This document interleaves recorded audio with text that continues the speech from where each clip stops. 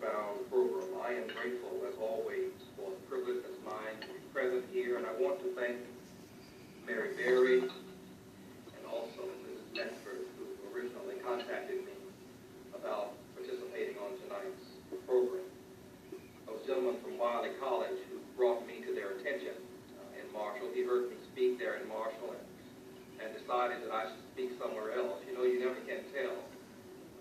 Anytime somebody hears a young fellow speak, preach, whatever, and they decide to hear him again, there can only be one or two reasons for that. Either they were so impressed that they really, really wanted to hear more, or they were giving him a chance to do this time what he failed to do last time. And I can't fully be sure, Dr. Hayman, which of those is the rationale for my presence here tonight. But nonetheless, I'm grateful to you, and also to Ms. Medford and to Ms. Berry for allowing me to be present here with you.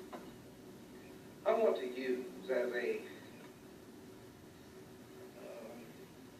launching place for tonight's talk a story which is found in the biblical record. That's the way that we preachers know how to talk. You know, we use the biblical record. But I'm going to assume, since this is a Christian college, that you already know this story, because I don't have time to read it. It's found in the Old Testament, 1 Samuel chapter 17, Old Testament story about David and Goliath. And I'll get to that in a moment. But when I get to it, I hope you've already read it, because I won't take time to explain it as we walk through it. But I do want to take a few moments tonight, since I've been asked to do so, and try and direct this talk toward the youth of this generation, indeed, those who come to share in tonight's program and who are being honored here tonight. I want to talk from this subject, young, gifted, and black, succeeding against the odds. Well, if y'all just repeat that after me. Young, gifted, and black, succeeding against the odds. Thank you. I fought back tears on April 8th of this year when 48-year-old Arthur Ashe reluctantly came forward to announce that he had acquired the virus which causes acquired immune deficiency syndrome, better known as AIDS. As a matter of fact, he reported that he had full-blown AIDS.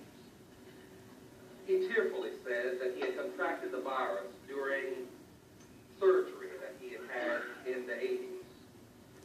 Since that particular agonizing day, I have witnessed with a great deal of compassion and in all candor, some curiosity, all of the interviews and personal talks and speeches which have been given by Arthur Ashe. In my opinion, he's an eloquent spokesperson.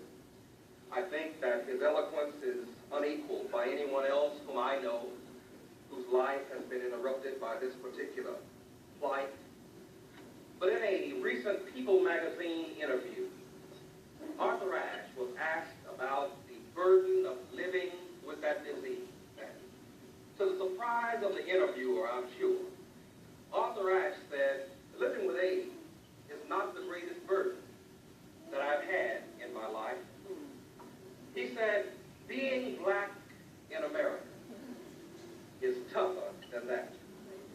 He went on to say that even now it feels like a burden that's tied around me. My friends, I took particular note of Arthur Ashe's personal assessment of his situation because it highlights in a very specific way something that is often ignored by the contemporary black church, something that is usually denied by the predominantly white media. And that fact is that if you are of ebony hue, if you are of African descent, if your pigmentation happens to differ from the European norm that has been set, then the odds in life are greatly stacked against you. No matter what your gifts and graces are, no matter what your intellectual abilities may be, no matter what your mental capacities may be, if you are black in America, the odds in life, I tell you, are greatly stacked against you. The chances of simply getting out of the old neighborhood, of getting becoming gainfully employed are slim at best. Almost 4 years ago, in August of 1988, the publisher of Ebony magazine, John H. Johnson, published a special issue that dealt specifically with the theme that we must save our children. In that issue of Ebony magazine, a gentleman named Charles Whitaker wrote an article entitled A Generation in Peril. Please bear with me and hear what Whitaker had to say. And I'm quoting. He said, "Our children are in imminent danger. Millions of them are engulfed in a morass of drugs and violence, and they're falling in staggering numbers to some of the most virulent social ills that are plaguing America: gang warfare, a bustling cocaine trade, child abuse, premature parenthood, and illiteracy are among the urban cancers which are eating away at particularly black youth in this society." He went on to say, "So fatal and far-reaching are these malignancies that even some of our best and brightest minds are at risk." 1/3 of all black families 4 years ago now lived below the poverty level of $10,989 a year for a family of 4. The jobless rate for black teens, particularly males, hovers around 40%, twice that of white teens. Many youth grow up in the black community never even knowing anyone who's held a steady job. He went on to close by saying that in 1987, a Census Bureau report cautioned that a large number of blacks are falling out of the mainstream of America's economic life, and they may never, ever find their way back. End of quote. My friends, those of us who consider ourselves serious students of life, those of us who claim to be Christian and or spiritual personalities may argue with Whitaker's numbers because it's 4 years ago. But we must admit that Charles Whitaker is right. This generation of young black Americans is indeed a generation in peril. My friends, the reality of racial injustice, which by design systematically strips the African American or whomever it falls upon of his or her collective and or individual self-esteem. The expanding domain of the drug culture, which many believe to be a calculated attempt by very few people to wipe African Americans and all other non-whites off the face of this nation. The persistence of both gang and domestic violence, which is poisoning our communities so that we turn on each other instead of turning to each other. The consequences of sexual irresponsibility, which feed the cycle of poverty and which is taking many young folk and women, those of us who are not so young, to untimely graves. The perpetuation of ineffective school systems which produce students who can't read, can't write, and can't even think. My friends, these are just a few of the formidable foes, the giants, if you will, that the young people who grew up in black families in this country must fight on the battlefields of their lives every day. My friends, I submit to you that if our youth are going to succeed in this world, if in fact we're going to make it past the next generation, I submit they've got to succeed. They must do it against these odds and many more. It is against this kind of background that I want to approach this familiar story about this little fellow that we call David. He faces what appears to be overwhelming odds. His life is at stake, as well as the lives of his people. If David loses, you know Israel loses. If David dies, then Israel dies. If David gives up, then Israel must give up. However David goes, then so goes Israel. That there's a 9-foot giant standing between David and his future. And when you really think about it, David's situation is not very different from that of African American youth all over this nation. In order to secure life for himself and for his people, David must face and he must defeat this giant called Goliath. Now, you all know the story. We're in a Christian college. You know that David won the battle. You know that David won the fight. All of you know that this little boy fought the battle of his life, and with a rock he killed the giant. We all know that David won the fight. Now, I come here tonight in a very simple and succinct way to suggest to the youth who are gathered here, and as well as those of us who are not quite so youthful, that what David has accomplished, we must accomplish. What David has done, we must now do. If we're going to succeed, if we're going to simply make it past, I'm a young man, but I hope you'll believe, if we're going to make it past the next generation, we must do what David has done. David's been down this road before. He knows what it is to fight giants. And I think we need to take a look at what this young man did and find out how he was able to do so, because he might help us to keep from making mistakes that could cost us our lives. And so the question is, how does one succeed in the face of overwhelming odds? How does a little boy defeat a 9-foot giant in a physical confrontation? Or more specifically, how can the youth of our day overcome the giants of racism and drugs and violence and sexual irresponsibility and go on to become meaningful citizens in the human family? My friends, when you get home, read this story, you'll find out this story says it can be done. And I submit to you that we must do it. If we're going to succeed against the odds, I submit that we've got to take some directives from this young man named David.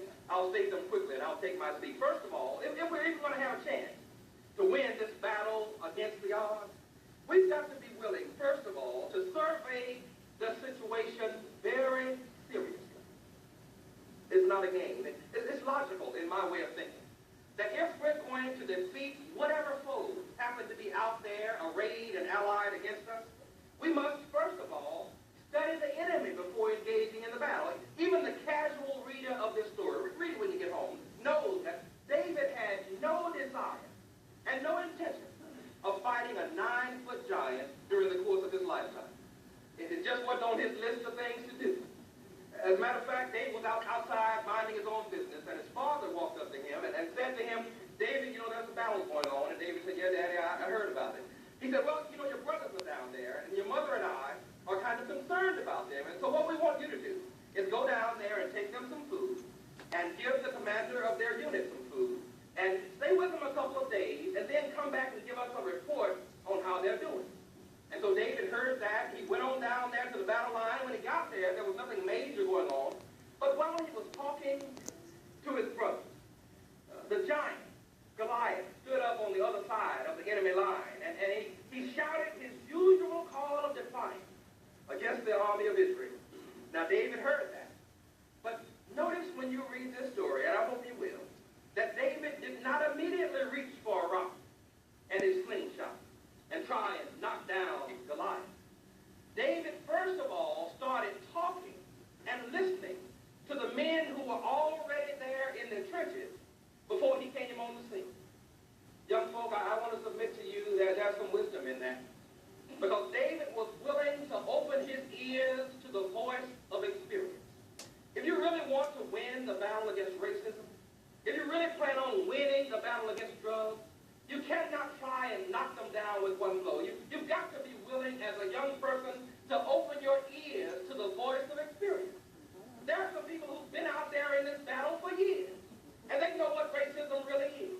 There are some folks who've been on the battle lines already, that they know what drugs are, and if you talk to them and then listen to them, they can tell you what the giant's tendencies are.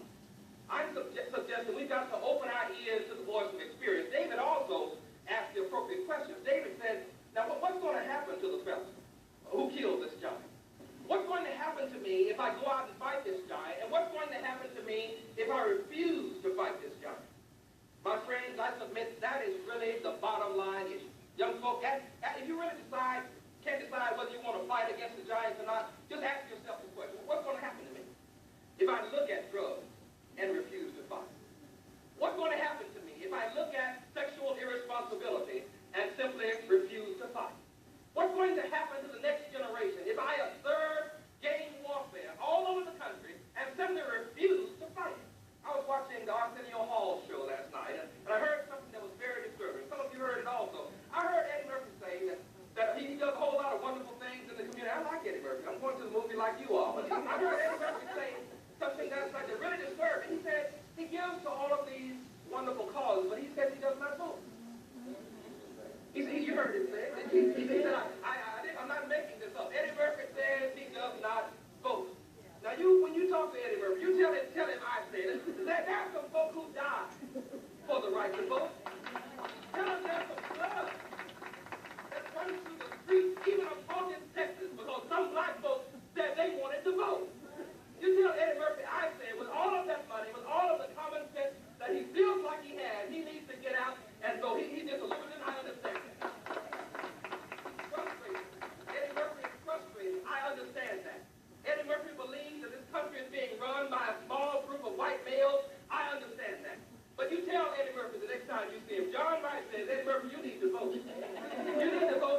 we can never give up the fight. We can never relinquish our own self, but we can never give ourselves away that way to any group, even if it is being run by a small group. We owe it to ourselves, and we owe it to the people on whose shoulders we stand to vote.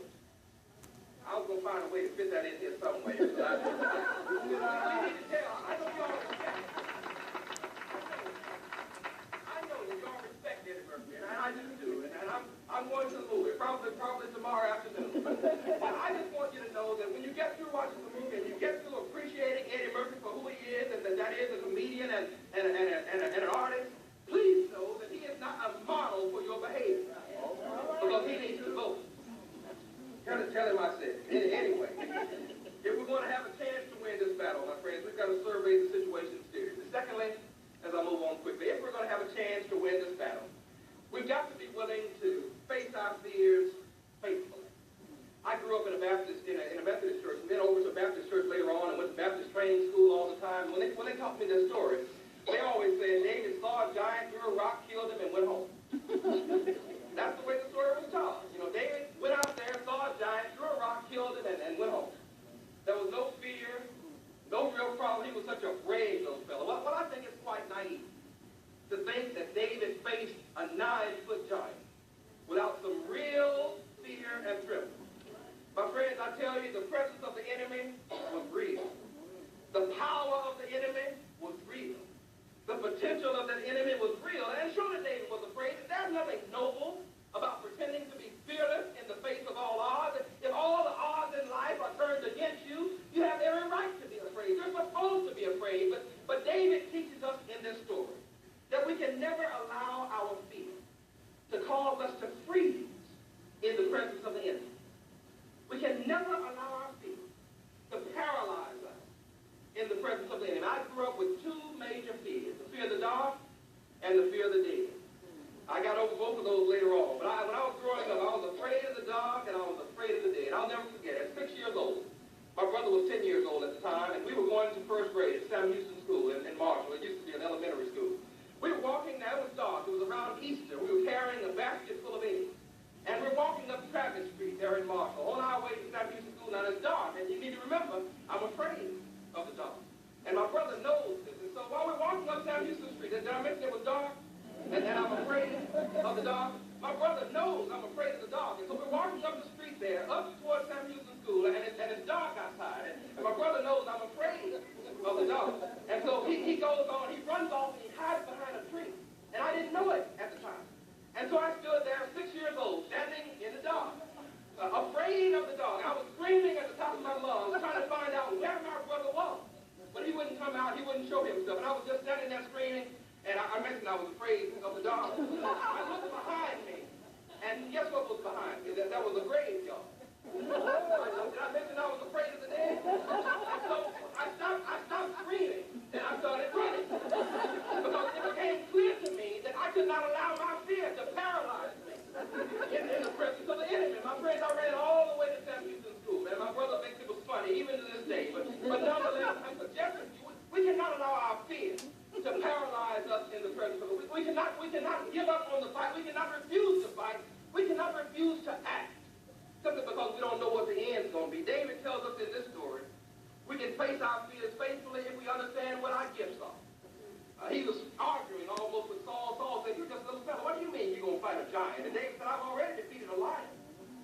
I've already defeated another animal. I know what my gifts are." Young folks, you can fight this battle against all of these foes if you never let anybody convince you that you're powerless against the enemy. Never let anyone convince you that you're powerless against you. You've got some gifts and graces already. You made it through high school, and some of you are going on to college now, and you've been black in America. All that time, use those skills that you have to deal with the fools that are out there. David said, understand what your gifts are. He also said you got to understand what your goals are. David got there in the fight, and I noticed when he's fighting this one giant, Goliath, there's never any indication that he's looking around to see who else is going to be up. He never looks for any other giants, because David knows you can't fight with one giant at a time. You can't deal with one foe at a time. Let me try and make it plain. Allow me, excuse me for being graphic here, but you cannot fight drugs and irresponsible sexuality at the same time. Because they're free.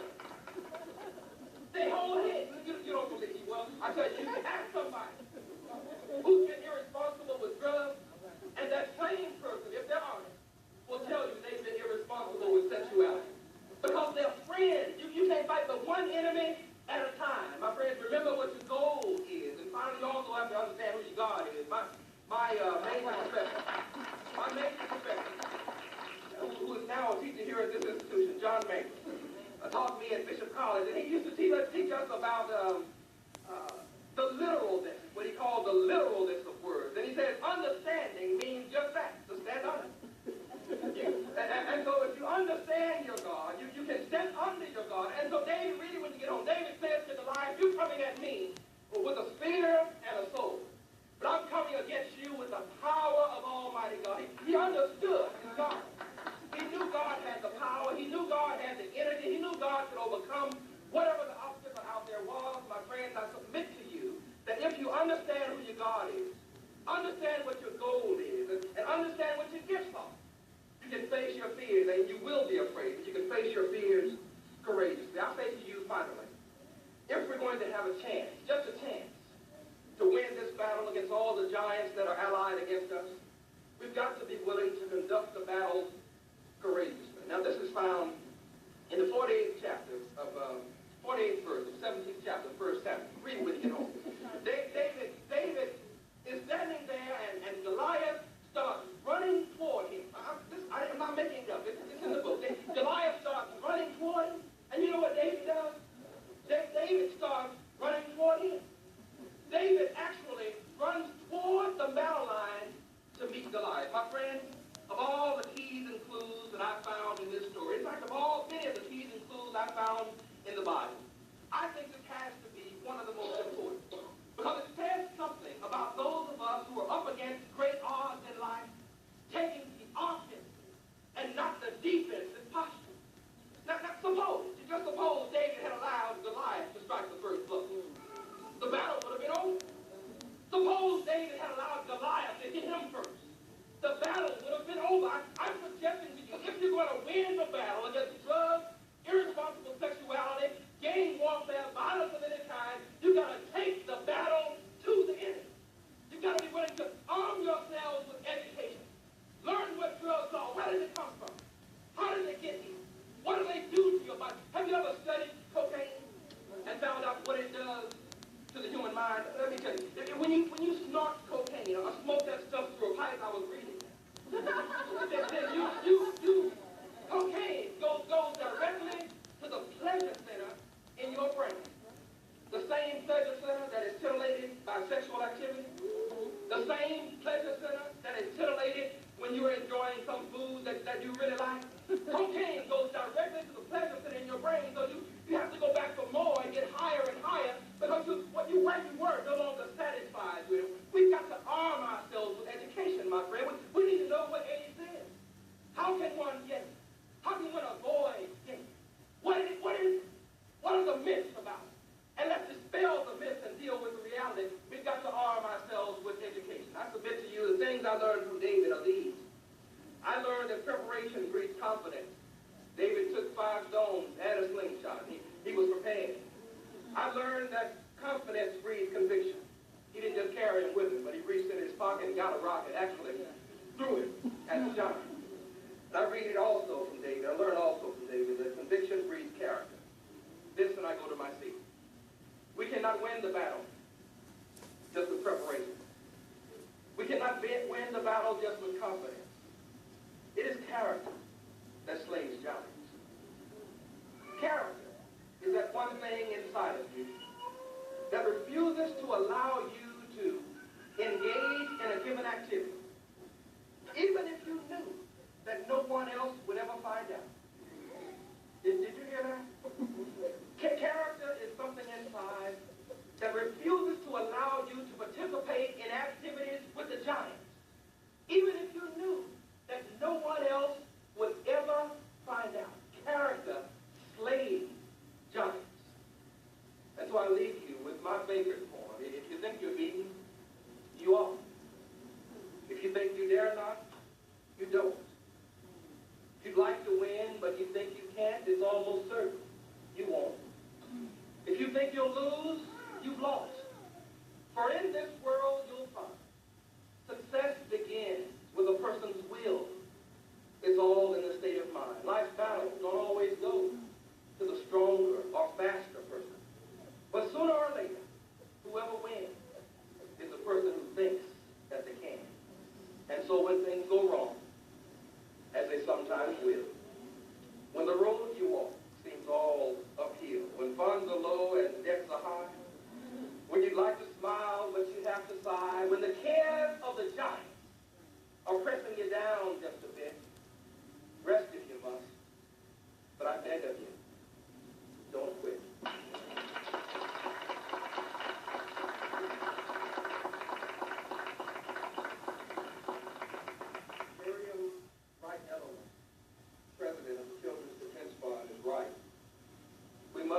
to our children that we believe in them.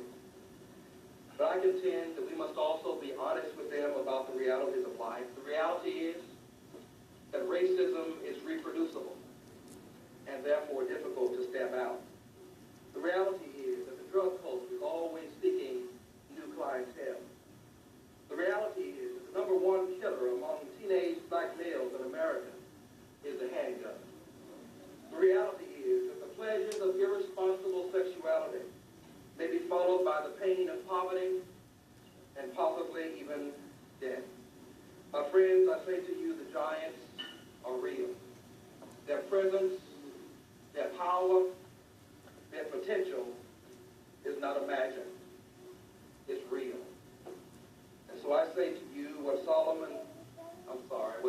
eventually said to David, you go, and the Lord go with you.